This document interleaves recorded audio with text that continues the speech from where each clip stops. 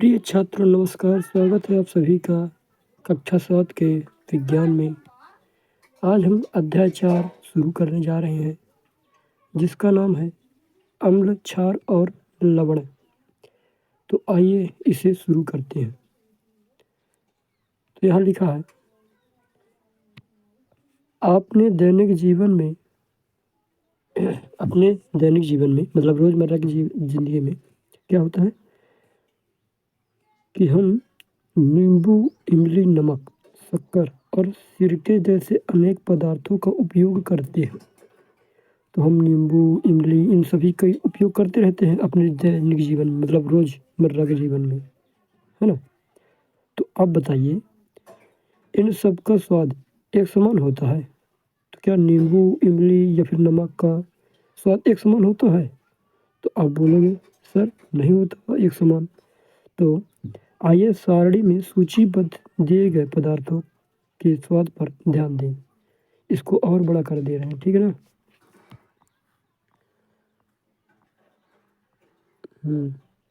यदि आपने इनमें से किसी भी पदार्थ का स्वाद नहीं चखा तो उसे चखिए और परिणामों को सारणी में लिखिए। तो जैसे यहाँ पास ये सब लिखे हैं, ठीक।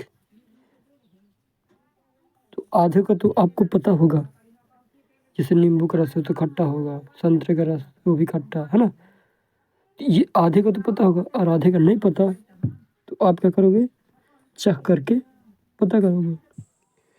तो जैसे नींबू का रस, तो नींबू का रस कैसा होता है, खट्टा होता है। नींबू का रस कैसा होता है, खट्टा होता है। और संतरे का रस भी कैसा होता है, खट्टा होता है। सिरका भी खट्टा ही होता है, हल्का तीखा और खट्टा। दही भी खट्टा ही होता है। इमली खट्टा ही होता है। शक्कर खट्टा तो नहीं होता लेकिन मीठा होता है ना, ना कड़वा होता है। वो कैसा होता है, मीठा। तो यहाँ पास क्या रहेगा, कोई अन्य। ये जो लिखा है कोई अन्य, कोई अन्य, है ना। अब नमक, तो नमक कैसा होता है, सखार होता है, ना कड़वा होता है ना खट्टा होता है। नमक भी कैसा है, अन्य है, यानी कि अन्न मतलब भोजन नहीं, अन्न मतलब कि दूसरे उसका स्वाद है। आंवला, आंवला कैसा है, वो भी क्या है, खट्टा ही है। खाने का सोडा कैसा होता है, कसैला होता है। जो खाने का सोडा होता है वह कैसा होता है, कसैला या फिर कड़वा, ठीक। अंगूर, अंगूर कैसा होता है, अंगूर तो खट्टा होता है, खट्टा मीठा, खट्टा होता है। कच्चा आम भी क्या होता है, खट्टा होता है ना। तो आप इन सभी चीज़ों के बारे में जान गए। अब आगे बढ़ते हैं और पढ़ते हैं।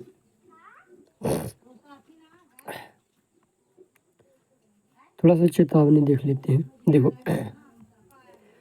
किसी भी वस्तु को तब तक मत चखिए जब तक कि ऐसा करने के लिए आपसे कहा न जाए। किसी भी वस्तु को तब तक स्पर्श न करें जब तक कि ऐसा करने के लिए आपसे कहा न जाए। तो ये सबसे बड़ी चेतावनी है। आपको हर वस्तु को चख करके पता नहीं करना है, क्योंकि कुछ बहुत खतरनाक होते हैं। ऐसे ही हर वस्तु को छू के स्पर्श करके नहीं पता करना है, जब तक कि सर या फिर कोई और बोले ना। अपनी मर्जी से कुछ भी नहीं करना है, नहीं तो दिक्कत हो जाएगी आपको, है ना।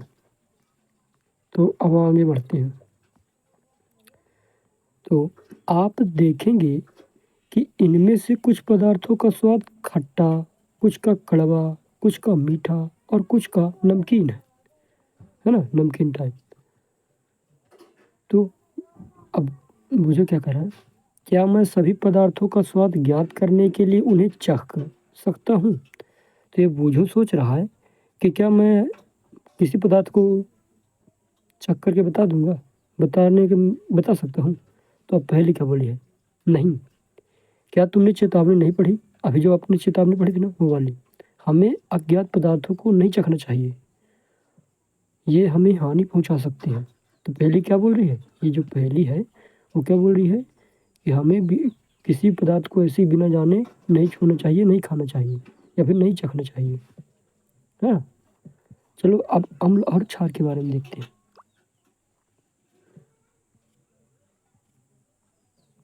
तो एक सेकेंड। तो दही, नींबू का रस, संतरे का रस और सिरके का स्वाद खट्टा होता है। इन पदार्थों का स्वाद खट्टा इसलिए होता है क्योंकि इनमें अम्ल यानी कि एसिड होता है या फिर होते हैं। ऐसे पदार्थों की रासायनिक प्रकृति कैसी होती है? अम्लीय होती है। एसिड शब्द की उत्पत्ति लैटिन शब्द एसियर से हुई है, जिसका अर्थ है खट्टा। तो एसिड की उत्पत्ति लैटिन भाषा के शब्द से उत्पत्ति हुई है, जिसे हिंदी अपन बोलते हैं। बहुत सारी भाषा है ना, ऐसी एक लैटिन भाषा है। तो लैटिन भाषा एसियर से उत्पन्न हुआ है, ठीक ना। लैटिन भाषा के शब्द जो अम्ल, जो एसिड आप पढ़ते हैं ना, वो कहाँ से उत्पत्ति उसकी हुई है? एसियर नामक, एसियर से। तो एसियर का मतलब क्या होता है हिंदी में? खट्टा। तो इन पदार्थों में पाए जाने वाले अम्ल प्राकृतिक अम्ल होते हैं। तो प्राकृतिक अम्ल होते हैं मतलब कि प्रकृति द्वारा उनमें ये रहता है खट्टापन। अब खाने का सोडा यानी कि बेकिंग सोडा कैसा होता है? क्या इसका स्वाद ही खट्टा है? यदि नहीं तो इसका स्वाद कैसा है? तो इसका स्वाद तो खट्टा नहीं है बेकिंग सोडा का। तो क्योंकि इसका स्वाद खट्टा नहीं है, जिसका मतलब है इसमें कोई अम्ल नहीं है, इसका स्वाद है कड़वा यानी कि कड़वा है। यदि आप इसके विलयन को अपनी उंगलियों के बीच रगड़ें तो यह साबुन जैसे चिकना लगता है। ऐसे पदार्थ जिनका स्वाद कड़वा होता है और जो स्पर्श करने पर साबुन जैसे लगते हैं, क्षारक कहलाते हैं या फिर क्षार कहलाते हैं। इन पदार्थों की प्रकृति कैसी होती है? क्षारकीय होती है, यानी कि झाग उत्पन्न करते हैं, कड़वी होती है। तो देखो अम्ल क्या है, अब बताइए अम्ल क्या है? तो अम्ल में क्या था? अम्ल के अंतर्गत ऐसे पदार्थ जो कि स्वाद में कैसे हों? खट्टे। कैसे हों? खट्टे हों, है ना। तो अम्ल कहलाएंगे। और जो स्वाद में कड़वे हों और इस छूने पर चिकने चिकने महसूस होते हों तो क्या कहलाएंगे? क्षारक या फिर क्षार। अब आगे बढ़ते हैं। तो यदि हम किसी भी पदार्थ को चख नहीं सकते तो हमें उनकी प्रकृति कैसे ज्ञात होगी? तो देखो जैसे वहाँ पास बीजू बोल रहा था, लेकिन अगर हमें, चलो ठीक है, चेतावनी में ये लिखा था कि हमें बिना जाने किसी वस्तु को चखना नहीं चाहिए, फिर किसी पदार्थ को चखना नहीं चाहिए। लेकिन अब हमें पता करना है कि कोई पदार्थ है तो वह उसमें अम्ल है कि उसमें क्षार ज़्यादा है, यानी कि वह पदार्थ अम्लीय है कि क्षारीय है। तो इसका भी सॉल्यूशन देखते हैं। देखो कोई पदार्थ अम्लीय है अथवा क्षारीय या फिर क्षारकीय, इसका परीक्षण करने के लिए विशेष प्रकार के पदार्थों का उपयोग किया जाता है। ये पदार्थ सूचक कहलाते हैं।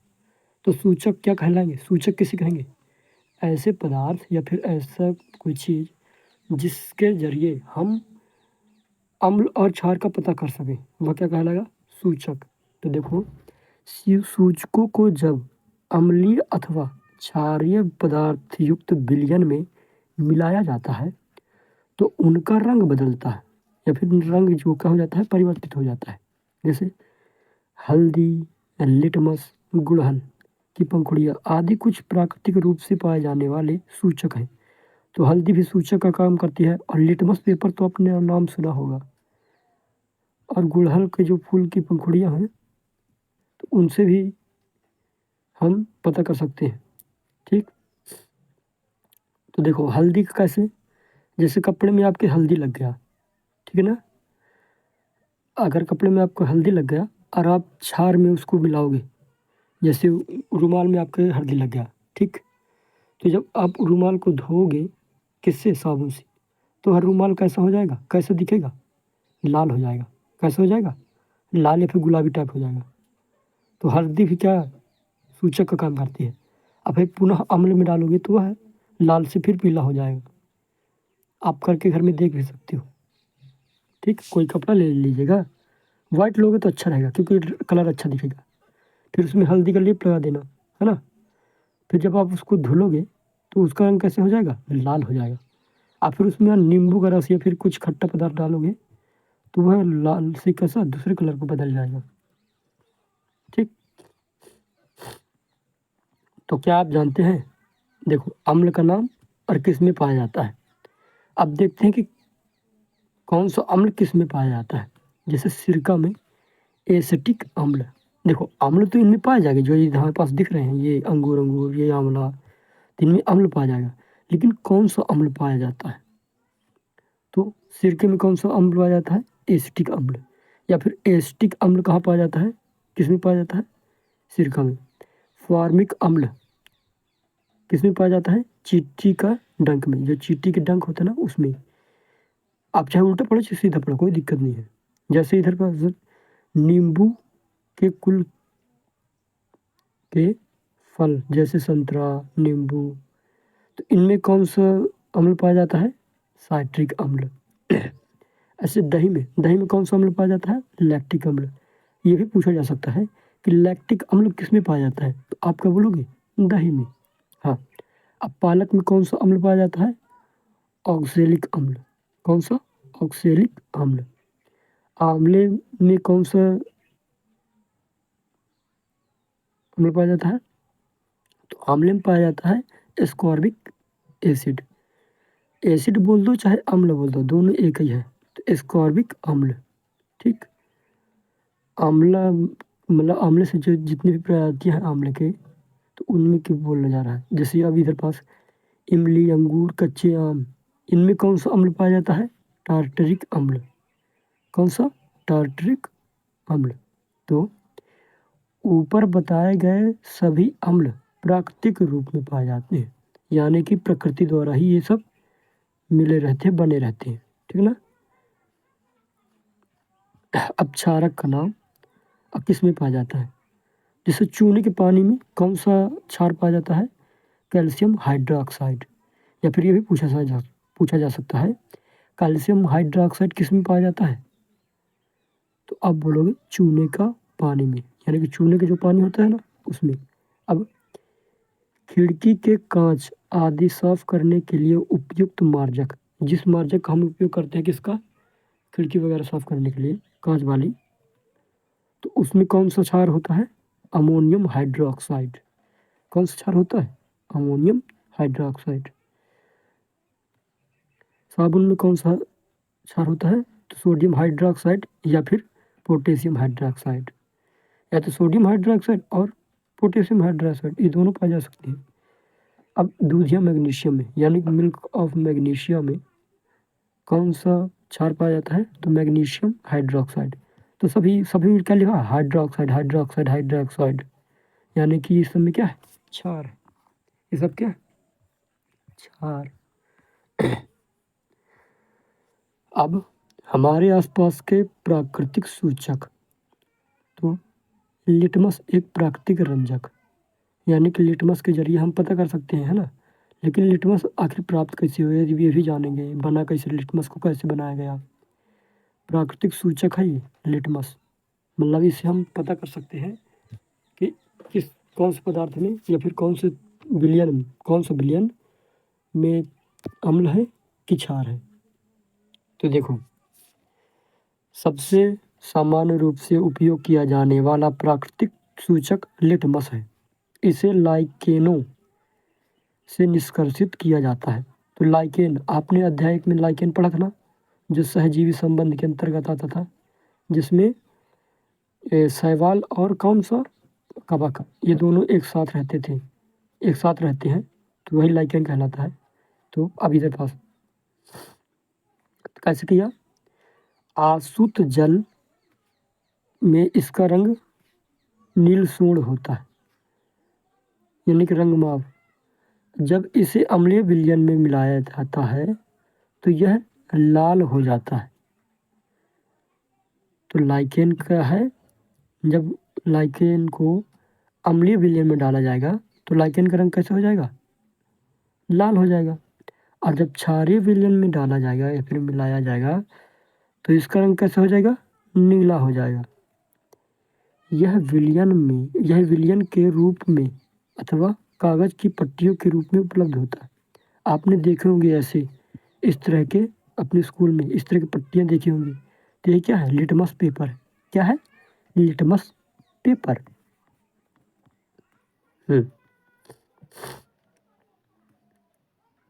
अब इधर पास कागज की पट्टियों की तरह होता है ना।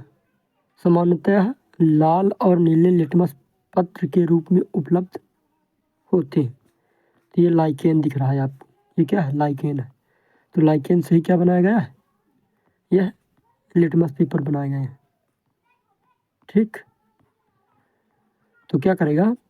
जब इस लिटमस पेपर को हम अम्ल में डालेंगे, अम्ल वाले विलयन में, तो कैसे हो जाएगा लिटमस पेपर? लाल हो जाएगा। जब नीले लिटमस पेपर को अम्ल में डालेंगे तो कैसा हो जाएगा? लाल हो जाएगा, है ना। यही क्या, अगर क्षारीय विलयन अगर लाइकेन को क्षार में डालेंगे तो कैसा हो जाएगा? नीला हो जाएगा। ठीक। तो दो प्रकार के लिटमस पेपर बना लिए गए, एक लाल लिटमस पेपर और एक नीला लिटमस पेपर। ठीक है ना। तो हम इससे पता कर सकते हैं कि कोई पदार्थ कैसा है, क्षार है कि अम्ल है। तो ये सब प्रयोग भी किया जाएगा। देखो क्रियाकलाप। तो प्लास्टिक के किसी प्याले, कटोरे या फिर परख नली में नींबू का रस लेकर उसमें थोड़ा पानी मिलाइए। फिर ड्रॉपर की सहायता से उपर्युक्त विलयन की एक बूंद को लाल लिटमस पेपर पर डालेंगे। ठीक है ना। लाल लिटमस पेपर पर उसको डाल देंगे। तो इसका क्या इसके रंग में कोई परिवर्तन होता है? अगर आपके स्कूल में लिटमस पेपर है तो आप प्रयोग करके देखेंगे। तो इसी परीक्षण को नीले लिटमस पेपर के साथ दोहराइए। नोट कीजिए कि क्या कोई परिवर्तन हो रहा है। इसी क्रियाकलाप को निम्नलिखित पदार्थों के साथ भी दोहराना है। यानी किन के साथ? नल के पानी के साथ, अपमार्जक यानी कि डिटर्जेंट या फिर जो निरमा आप बोलते हैं उसके घोल के साथ, वतीय पेय पदार्थ या फिर साबुन के विलयन के साथ, शैम्पूल के साथ, या फिर सामान्य नमक जो आप खाते हो वाले में, शक्कर के साथ। शक्कर के साथ मतलब कि शक्कर को तो ऐसे टुकड़े टुकड़े डाल के थोड़ी करना है। शक्कर का पहले घोल बनाना है, विलयन बनाना है उसके साथ, है ना। फिर इधर सिरके के साथ, बेकिंग सोडा के साथ, दूधिया मैग्नीशियम के साथ, धावन सोडे के साथ, चूने के पानी के साथ, है ना। यदि संभव हो तो आसुत जल में बनाएं। आसुत जल मतलब कि शुद्ध जल। ठीक है ना।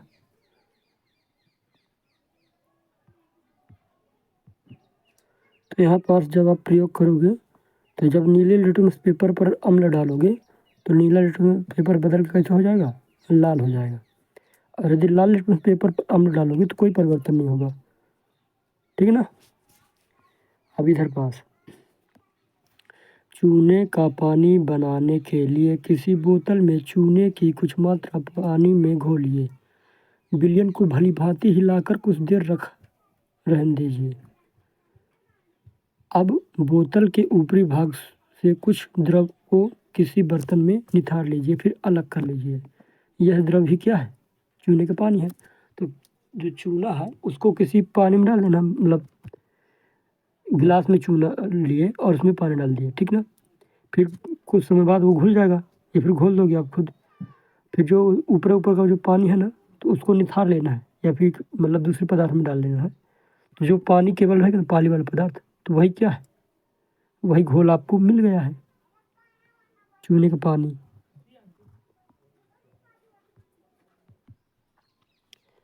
तो यहाँ पास परीक्षण करना है।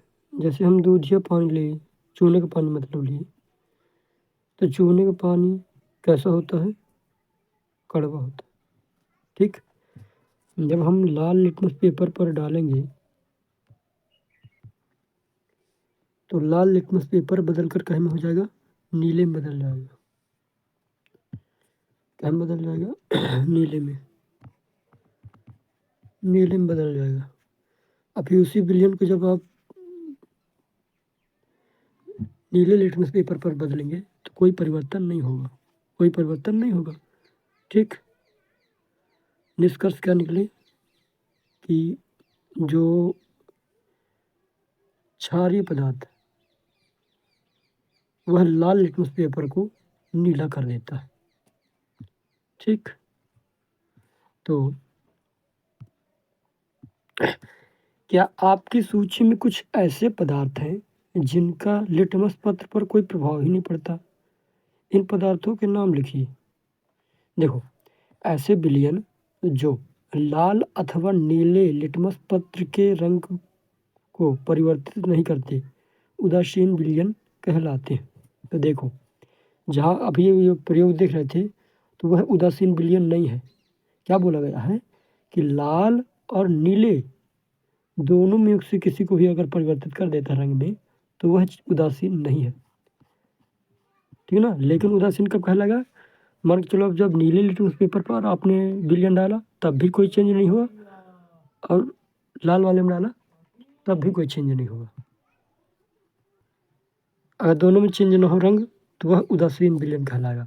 उदासीन के विलयन का मतलब यह है कि उसमें ना तो अम्ल है और ना ही तो अब हम आगे बढ़ते हैं। तो यहाँ से अब पढ़ना है अपन को। हमने उदासीन विलयन देख लिया है। अब पढ़ना है हल्दी एक अन्य सूचक। तो सूचक मतलब क्या होता है? सूचक मतलब सूचना देने वाला। और हम किसके बारे में पढ़ रहे हैं अभी? अम्ल क्षार के बारे में। तो जो अम्ल और क्षार का सूचक मतलब सूचना कराता है वो सूचक कहलाते हैं, मतलब जिससे पता चल जाता है। ठीक। तो चलिए आगे बढ़ते हैं। तो क्रियाकलाप 5.2। तो 1 चम्मच हल्दी पाउडर लीजिए, इसमें थोड़ा जल मिलाकर इसका पेस्ट बनाइए। तो पानी में घोल लेना है किसको? हल्दी को। फिर स्याही सोखता यानी कि ब्लॉटिंग पेपर या फिर फिल्टर पेपर पर हल्दी का पेस्ट लगाकर हल्दी पत्र बनाइए और उसे सुखा लीजिए। हल्दी पत्र की पतली पतली पट्टियाँ काटिए, है ना? जैसे कि किसमें, जैसे लिटमस पेपर के टुकड़े हैं उस तरह के करके काटना है आपको।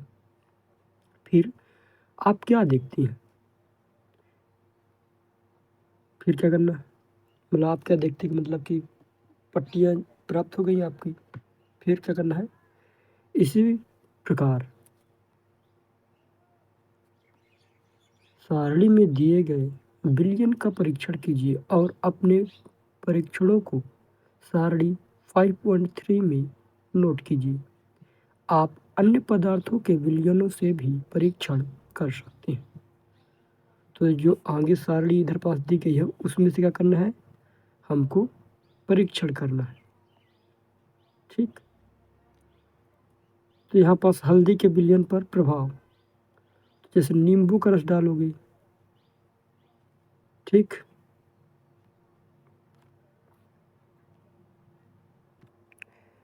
तो नींबू का रस, तो हल्दी के पेस्ट, जो पेस्ट है मतलब जो आपने काटा है लिटमस पेपर जैसे हल्दी के पेस्ट वाला जो पेपर है, तो नींबू का रस में डालोगे तो जो पीला भाग है वो हल्का हो जाएगा, हल्का हल्का पीला होगा।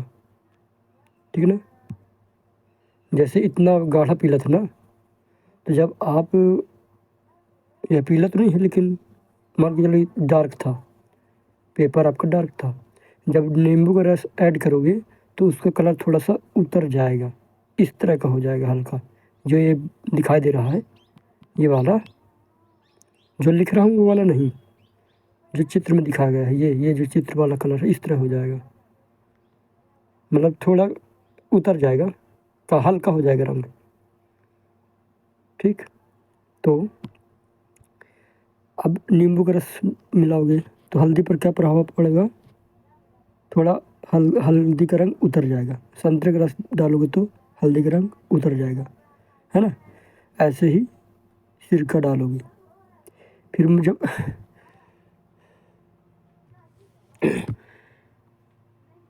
फिर जब आप दूधिया मैग्नीशियम डालेंगे तो हल्दी का रंग क्या हो जाएगा, हल्का लाल हो जाएगा, लाल गुलाबी लाल हो जाएगा। और खाने के सोडा को डालोगे तो हल्का लाल, चूने के पानी को डालोगे तो कैसा हो जाएगा, लाल हो जाएगा। कैसा हो जाएगा, रेड, यहाँ रेड हो जाएगा। ठीक,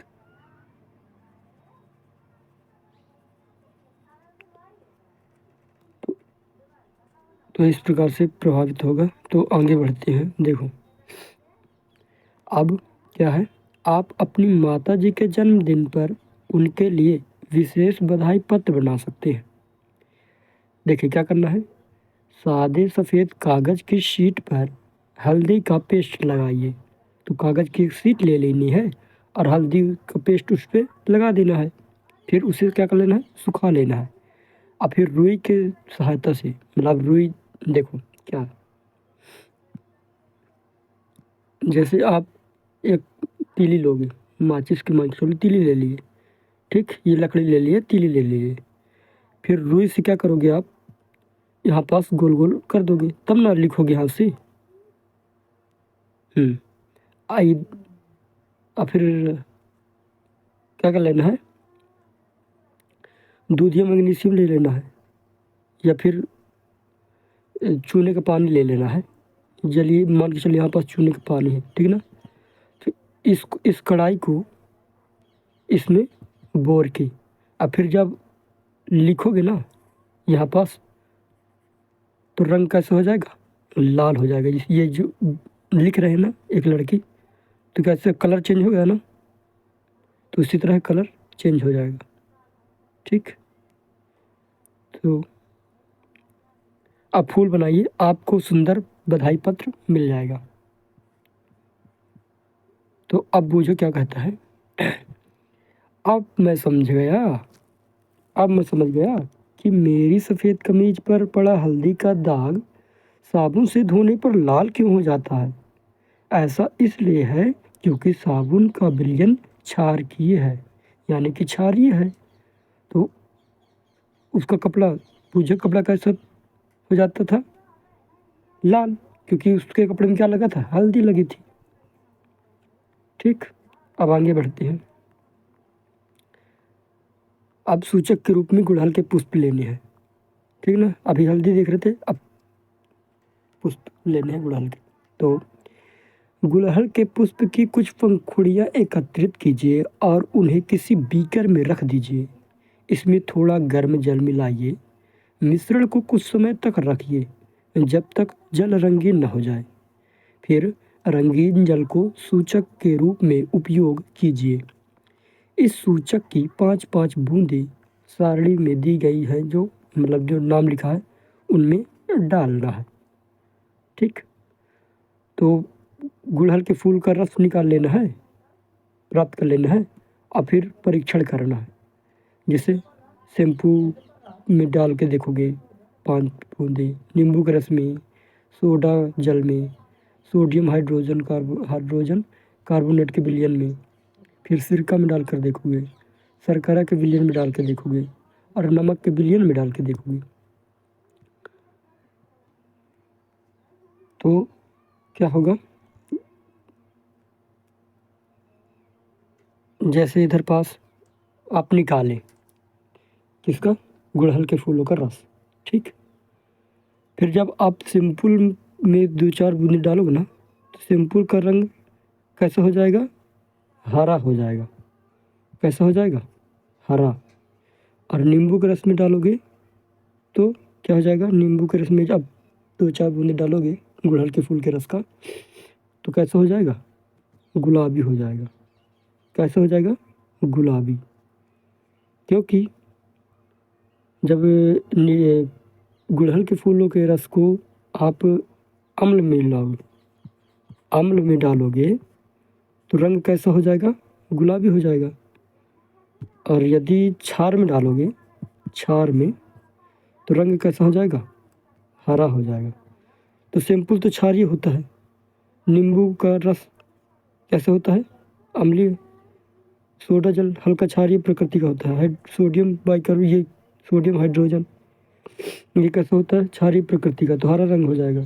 सिर का तो अम्लीय प्रकृति का होता है, तो सिर का क्या हो जाएगा, गुलाबी, यहाँ पास गुलाबी रंग का हो जाएगा। देखो आरंभिक रंग मतलब कि उसका होगा गुड़हल के फूल का रस लाल था ना, गुड़हल के फूल का कैसा था, रस लाल था, तो आरंभिक में तो लाल रहेगा सब में। चलिए अभी देखते हैं, छोटा करके थोड़ा सा।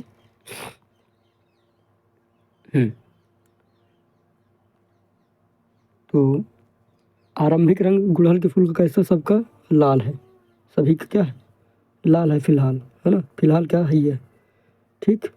फिर क्या हुआ,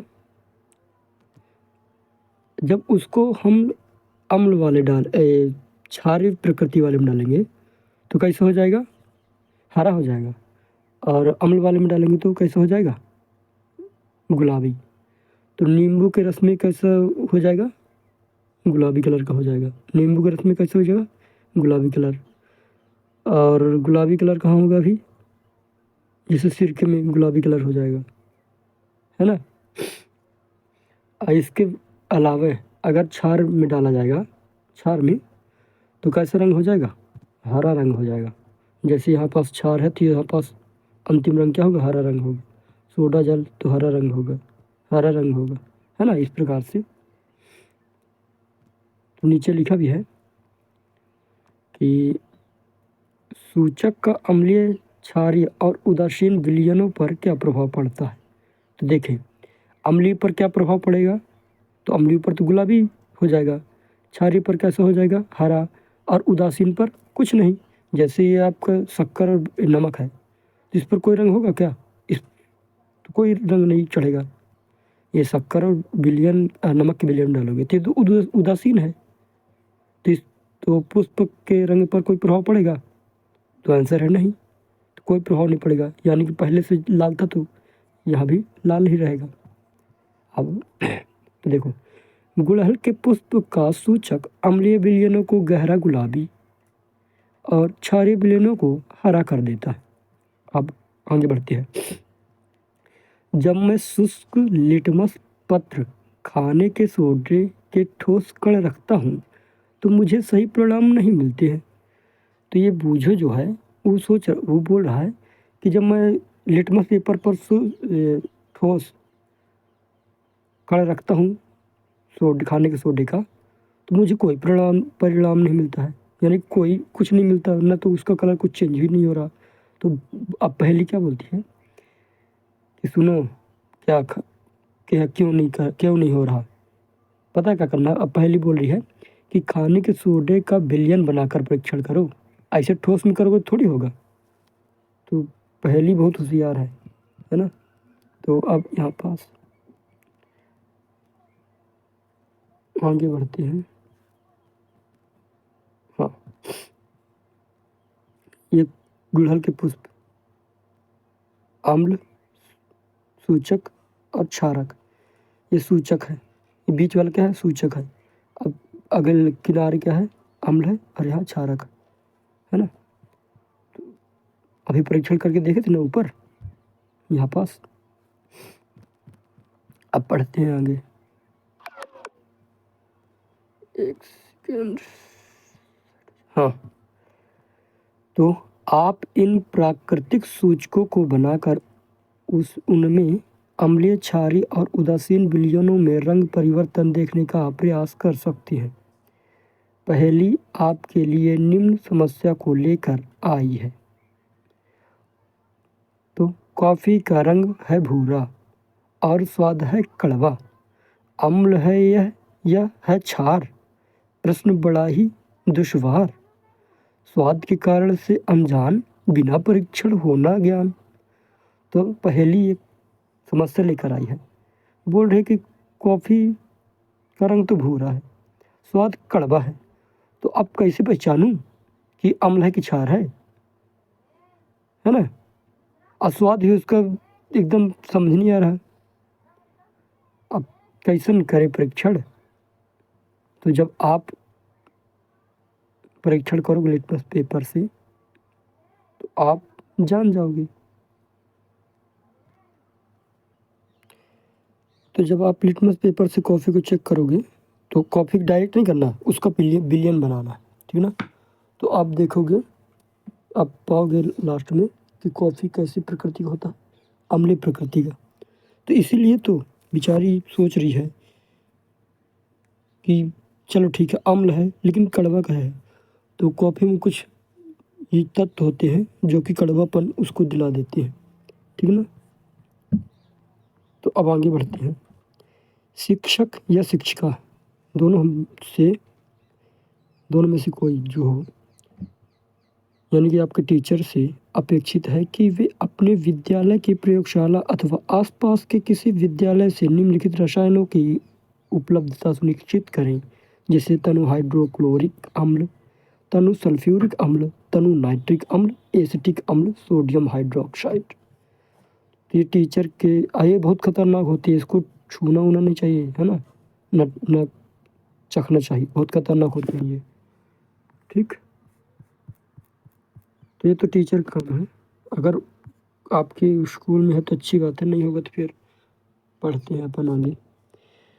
तो अमोनियम हाइड्रोक्साइड तथा कैल्शियम हाइड्रोक्साइड यानी कि चूने का पानी, इसमें से प्रत्येक विलयन पर तीनों सूचकों के प्रभाव को प्रदर्शित कीजिए।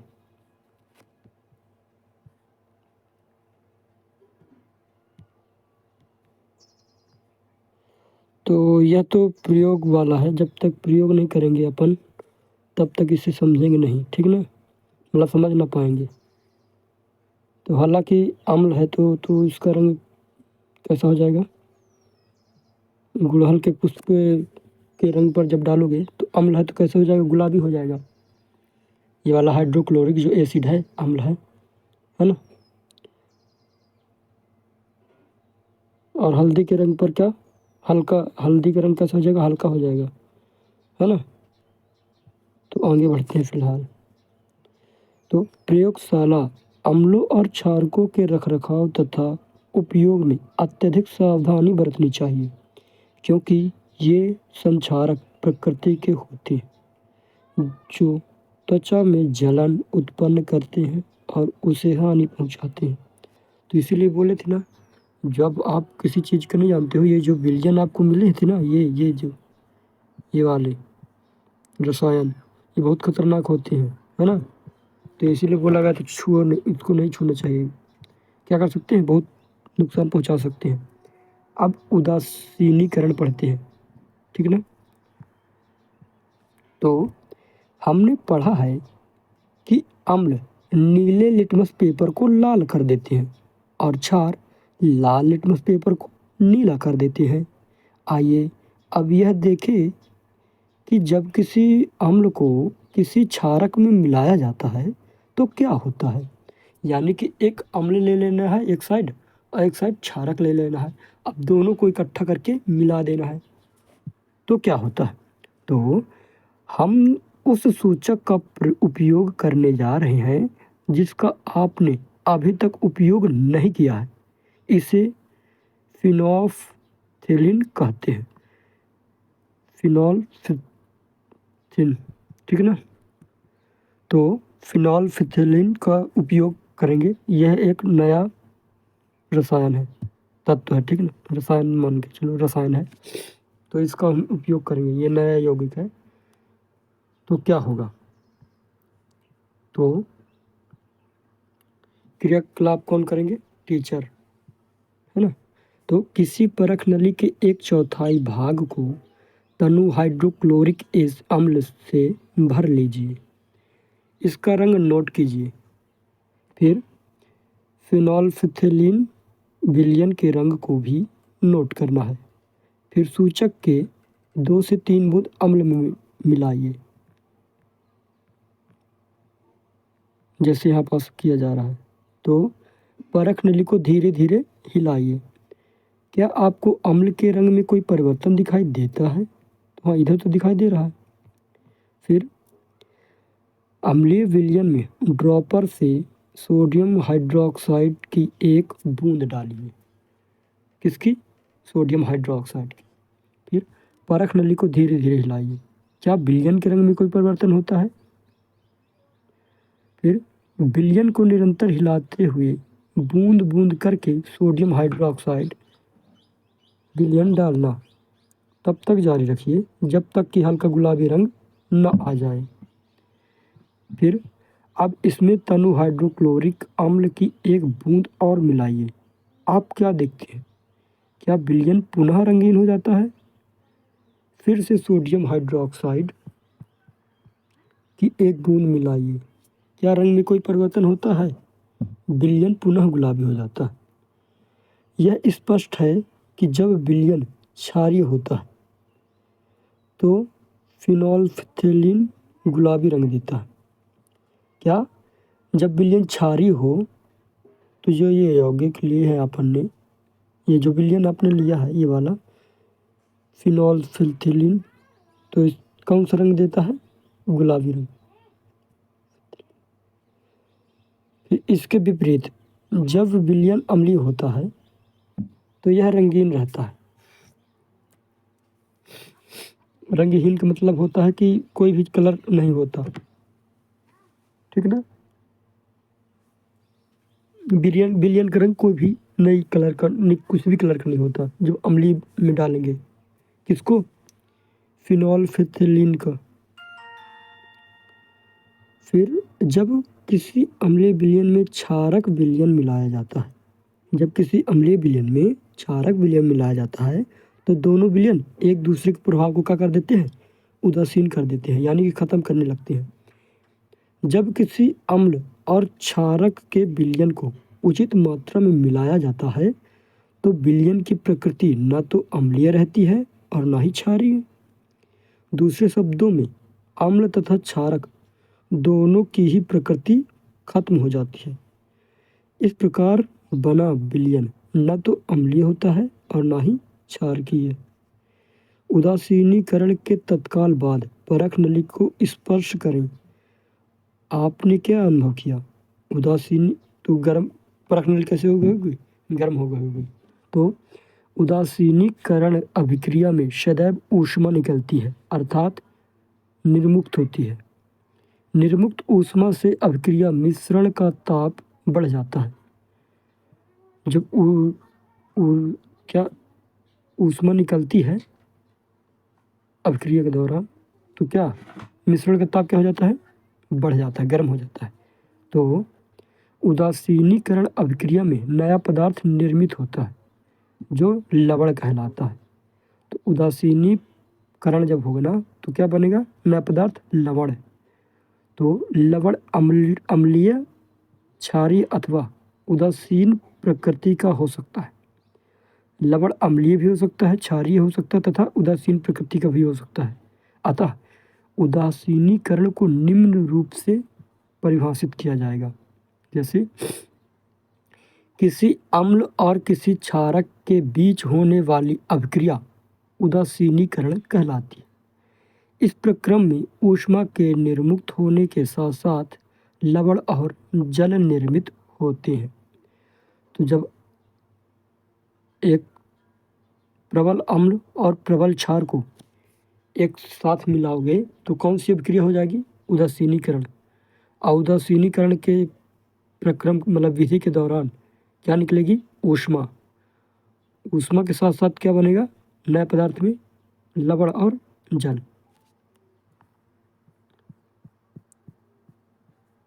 तो जो है थोड़ा सा बचा है तो इसको भी पढ़ लेते हैं, ये वाला। क्या आप अम्ल वर्षा शब्द से परिचित हैं? अगर नहीं है तो जानते हैं। अम्ल वर्षा मतलब जानते हो बारिश, अम्ल मतलब अम्लीय वाला, यानी कि उसमें अम्लीय पदार्थ या फिर अम्लीय यौगिक मिले हैं वर्षा के पानी में। तो देखते हैं, क्या आपने कभी अम्ल वर्षा के क्षतिकारी प्रभावों के बारे में सुना है? जैसा कि नाम से पता चलता है, जब वर्षा जल में अम्ल की मात्रा अत्यधिक हो जाती है तो वह अम्ल वर्षा कहलाती है। वर्षा के जल में ये अम्ल कहाँ से आते हैं? तो वर्षा जल अम्लीय इसलिए हो जाता है क्योंकि कार्बन डाइऑक्साइड सल्फर डाइऑक्साइड और नाइट्रोजन डाइऑक्साइड जैसे गैसें वर्षा के जल में घुलकर क्रमशः कार्बोनिक अम्ल, सल्फ्यूरिक अम्ल और नाइट्रिक अम्ल बनाती हैं, जो कि अम्ल वर्षा कहलाती है। तो उससे क्या होगा, भवनों, ऐतिहासिक इमारतों, पौधों और जंतुओं को क्षति पहुंच सकती है, या फिर जो वर्षा का अम्ल है, अम्ल वर्षा है, वो इन सबको क्षति पहुंचा सकता है। ठीक है ना। तो जो आप कार्बन डाइऑक्साइड, सल्फर डाइऑक्साइड, ये जो होती है ना गैसें, उड़ उड़ के जो जाती है, जिससे कार्बन डाइऑक्साइड से तो परिचित होगी, ये धुआं वगैरह है ना। तो फिर क्या करेंगे, ये रिएक्शन कर लेंगे और क्या कर लेंगे, अम्ल बना लेंगे। जैसे कार्बन डाइऑक्साइड से कौन सा अम्ल बनेगा, कार्बोनिक अम्ल। फिर सल्फर डाइऑक्साइड से, मतलब सल्फर डाइऑक्साइड मिल करके क्या बना लेगा, सल्फ्यूरिक अम्ल। और नाइट्रोजन डाइऑक्साइड क्या बना लेगा, नाइट्रिक अम्ल। तो ये अम्ल बहुत खतरनाक होती हैं। त्वचा का कैंसर हो जाता है, चमड़ी उमड़ी सड़ने लगती है ना। धीरे धीरे जो भवन होता है वो खत्म, उसकी कलर वलर तो उकीले जाएगा, क्षतिग्रस्त हो सकता है, पेड़ पौधे मरने लगेंगे। तो अब अम्ल प्लस क्षारक, तो क्या बना, लवण प्लस जल, और ऊष्मा भी क्या होती है, निकलती है। तो जब आप क्या करोगे, ये जैसे परख नली है, तो इसमें अम्ल भी डालोगे और क्षार भी डालोगे, तो क्या मिलेगा, लवण और जल मिलेगा, और साथ में क्या निकलेगी, ऊष्मा। क्या निकलेगी, ऊष्मा, है ना। यानी कि ऊष्मा उत्पन्न होगी, निकलेगी या फिर उत्पन्न होगी। ठीक, तो आगे बढ़ते हैं। तो निम्नलिखित अभिक्रिया इसका उदाहरण है। ये जो अभिक्रिया नीचे दी गई है,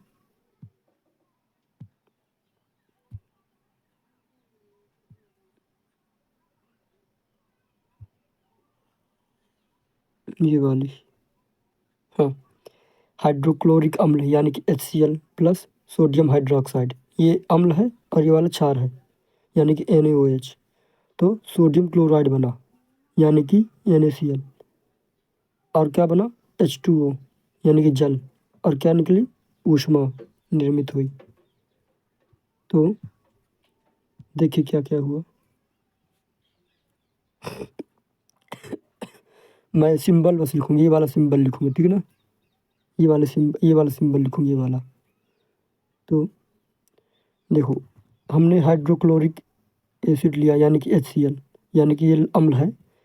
अब मिलाया किसके साथ, क्षार के साथ, ये NaOH यानी कि सोडियम हाइड्रोक्साइड।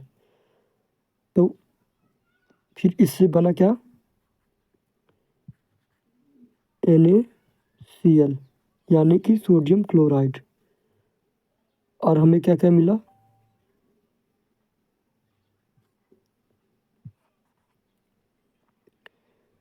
जल मिला यानी कि H2O, और साथ में क्या निकला, ऊष्मा, ऊष्मा प्राप्त हुई। ठीक, तो चलिए यहाँ से स्टार्ट होती है। आपका क्या है, लवण है ना। इन दोनों को मिला है तो ये लवण बना, लवण और जल और ऊष्मा। ठीक, तो बूझों ने चूने के पानी में तनु सल्फ्यूरिक अम्ल मिलाया, अभिक्रिया मिश्रण गर्म हो गया अथवा ठंडा।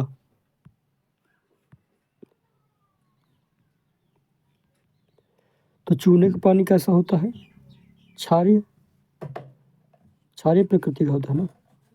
और अम्ल कैसा, मतलब सल्फ्यूरिक, तनु सल्फ्यूरिक, तो अम्ल पहले से है। तो दोनों को जब मिलाएंगे तो क्या हो जाएगा, मिश्रण क्या हो जाएगा, गर्म होने लगेगा। ठीक है ना। तो देखो आप ये भी सोच सकते हो आप, कि सर हम एक साइड नींबू का रस ले लेंगे और एक साइड ले लेंगे आपका साबुन का घोल, और दोनों को मिलाएंगे तो क्या उसमें निकलेगी। तो ऐसा जरूरी नहीं है। ठीक,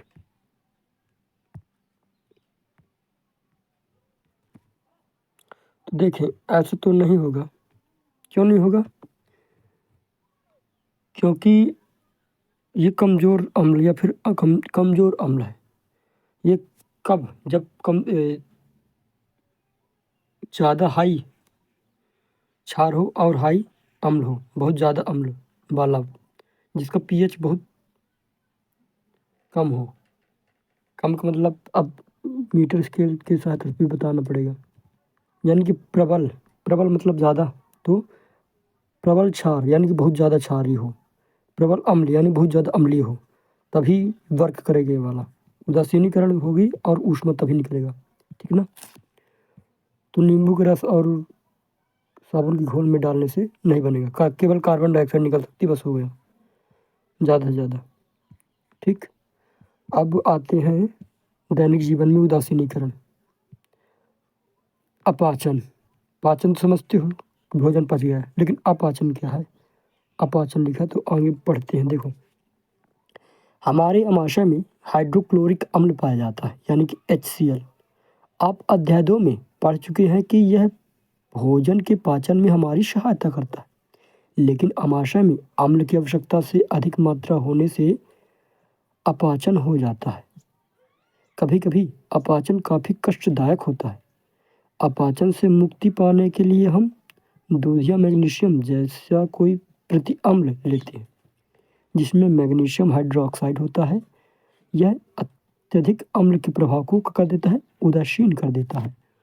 तो यह एसिडिटी आपने नाम सुना होगा ना, या फिर गांव की भाषा में बोल देते हैं गड्ढा हिल। तो जब अम्ल की मात्रा ज़्यादा हो गई, अपचन होने लगा, एसिडिटी बढ़ने लगी, तो आप लोग इनो का नाम सुने हो ना, तो इनो को लेते हैं, वो क्षारीय प्रकृति होता है। अब जो अम्ल और क्षार मिलेंगे तो क्या हो जाएगा, निष्क्रिय हो जाएंगे दोनों, है ना।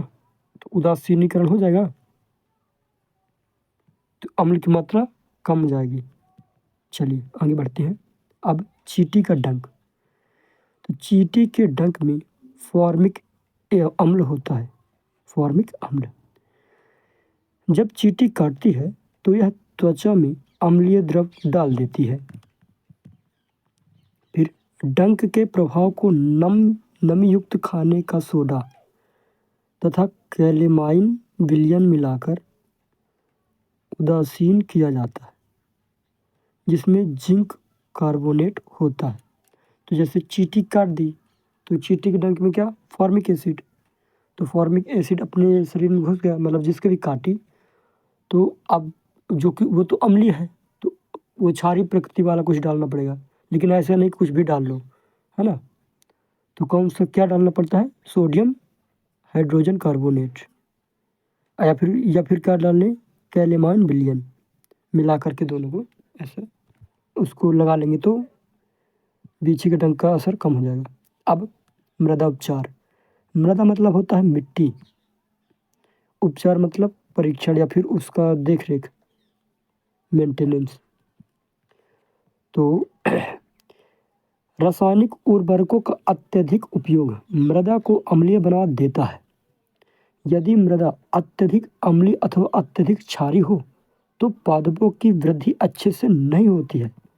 जब मृदा अत्यधिक अम्लीय होती है तो उसमें बिना बुझा चूना यानी कि कैल्शियम ऑक्साइड तथा बुझा हुआ चूना यानी कि कैल्शियम हाइड्रोक्साइड जैसे क्षारकों से उपचारित किया जाता है।